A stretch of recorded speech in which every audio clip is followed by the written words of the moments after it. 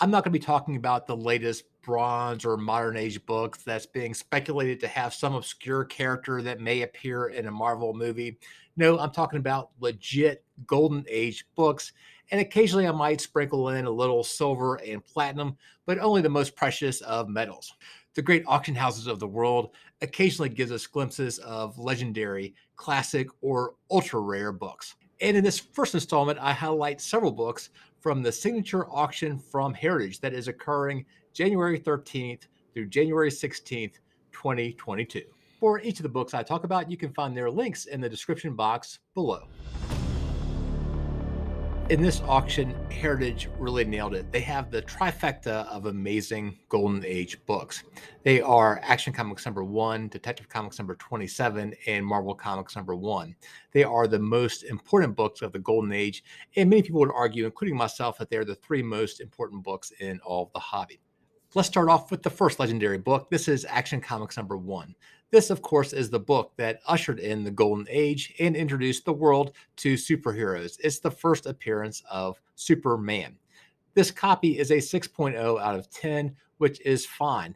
Believe it or not, this is one of the nicest copies in existence. In fact, you can count better copies on two hands. That's how rare this book is.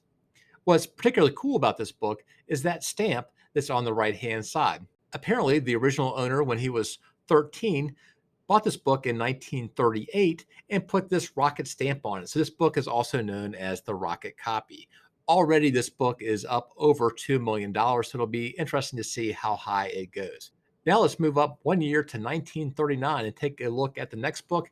And it is none other than Detective Comics #27, which is the first appearance of Batman or the Dark Knight. In fact, it's over a year later that Robin appears alongside Batman. This is also a crazy expensive book. This particular copy is at a 4.5 grade, so it's a nice looking mid grade copy. The next book up is Marvel Comics #1. This is the book that birthed the Marvel Universe. It came out in 1939, the same year that Tech 27 came out, and it has the first official appearances of the Human Torch, Submariner, and Angel. What a cool book to have. Now, back in the day, 30 years ago or so, this was the most valuable book in the hobby, but the last couple of decades, Action 1 and Detective Comics #27 have blown by it. For me, I still think this is a super important book, and I think it's a little undervalued relative to the other books. Nevertheless, it's still super expensive. At this mid-grade level, 4.5, it's already up over $250,000. So we'll see where that goes as well. So let's move from legendary to classic. So the next four books I'm going to show you all have classic covers. And I should also mention in this particular auction, there are some amazing horror and crime books. So if you like covers and you like horror books and crime books, check this out. So let's see.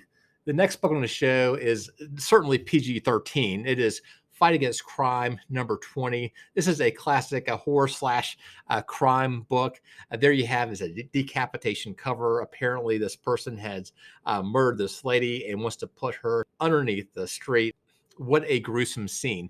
No wonder the comic book code came out just a couple years later, because kids walking up in a convenience store could just pick off a rack a book that looked like that. So that's what was going on. That was crazy in the 1950s. And let's see, that book came out in 1954. Let's go on from that book to another horror book, but I would say this is a classier cover than the one before. This is Chamber of Chills #19. This is awesome Lee Elias cover. You have the skeleton who is holding up a glass of booze. And the details are just amazing here, right? If you look at the cufflink, you can see that there's a cufflink of a skull. In fact, this image got picked up in popular culture. There's a band called the Misfits that was out in the 70s and 80s. It was fronted by Glenn Danzig, and they had a single they released in the early 80s that had this image on it. So you can check that out too. This grade is super high. It's a 9.2. In fact, the highest graded copy sold just a couple months ago. It was a 9.6, and that book sold for just over $100,000. This book is going to sell for a little bit less, but it's definitely a five-figure book. Let's move on from horror 2 superheroes once again. And this is a great cover. And full disclosure, I actually own a copy of this book. This is More Comics number 54. And you have an early appearance of the Spectre. This is a book that was done by Bernard Bailey. And the Spectre there looms large. He's about 100 feet tall. And he's got one plane that he's caught with his right hand. And on the left hand, he's just taking his cowl and covering himself, looking cool. And that biplane that's coming to him, I don't think that plane has much of a chance. So you got these people that he's squashed, and you have all this destruction behind him. Just this ominous, amazing cover. Let me go from More Fun Comics number 54 to Romance. So this is Cinderella Love number 25, an all-time great cover. This is done by Matt Baker, who I love. He is the king of romance. There's so many romance books in the late 40s and in the early 50s. And this particular book just captures this like festival atmosphere. And the star who's at the front of the cover, that expression is just amazing. Matt Baker could do women's expressions like nobody else. I've got a bid on this book. I doubt I'm going to win it. I just keep kicking myself every time because a few years ago I had a chance to buy a mid-grade copy of this book for about $2,000, and now this book is going to be way over $10,000. All right, let's move on from classic covers to the ultra rare. Now, every book that I've showed you so far is not easy to get. They're all Golden Age books, and I don't think there's a single book I've showed you that has more than 200 copies. But even compared to that, these books are rare. So the first one I'm going to show is Exciting Comics number 28. And this is called a Gerber white space book. Now, what does that mean? In the late 80s and early 90s, a famous character in comic book collecting was Ernest Gerber. And Gerber wanted to get an image of every single Golden Age and Silver Age book. This guy was really connected in the comic world, had tons of friends, and so he would ask his buddies to send him copies of these books. He'd take a picture of it and put it in the photo journal. And he got almost a census of all the books that were in the Golden Age and Silver Age, but there were a few, despite all his resources, that he could not get his hands on. And this is one of them, Exciting Comics number 28. So if you look at the Gerber photo journal, where Exciting Comics number 28 should be, the photo, it's a white space because they couldn't find a photo of it. So there's some people, some collectors who go after those white space books because they're so hard to get. So here's a great copy of that book, a 6.0 of Exciting Comics number 28. It's also pretty cool covers by Alex Schomburg. And let me go down a little bit to the census data to show you how few are available. So if you go down here, there's about 23 of these books on the census. For comparison, there are 75 or 6 Action Comics number 1 that are on the census. So this is a super tough book. Let me go to the next book. This is a book that I don't think I've ever seen before.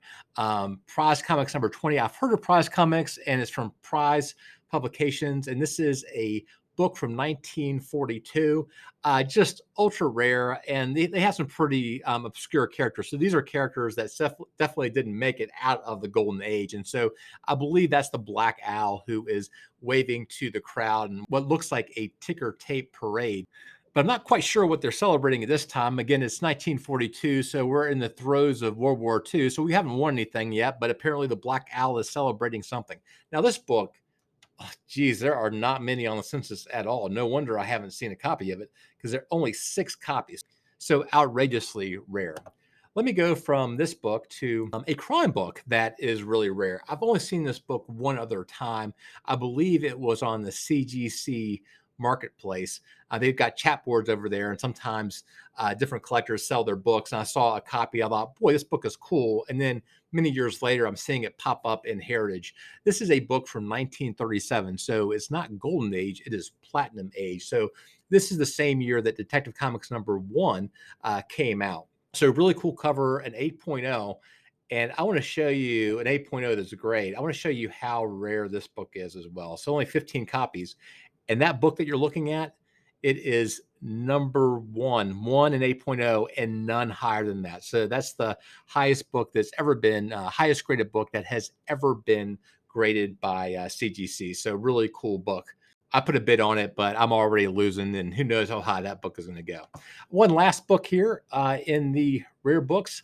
This is the Baltimore Colts, no number. It is put out by American Visuals Corporation from 1950. I've never seen this book, never even heard about it. And that's one of the cool things about Golden Age books. There are so many titles that came out from the late 30s all the way through the early 50s. And even if you're a collector like me who looks at auctions all the time, this is the first time that I've ever seen this book. And maybe it won't even go that high. So if you are into the NFL and you like the Baltimore Colts, or you have a friend who likes the Baltimore Colts, maybe you can get this book for two, three, or $400, and you could give them something that they could probably never find anywhere else. But tell me what you think. What was the favorite book that I showed you? And had you seen all these books before, or were some of these new to you?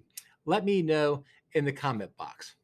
Thanks for hanging with me, and hope to see you around real soon.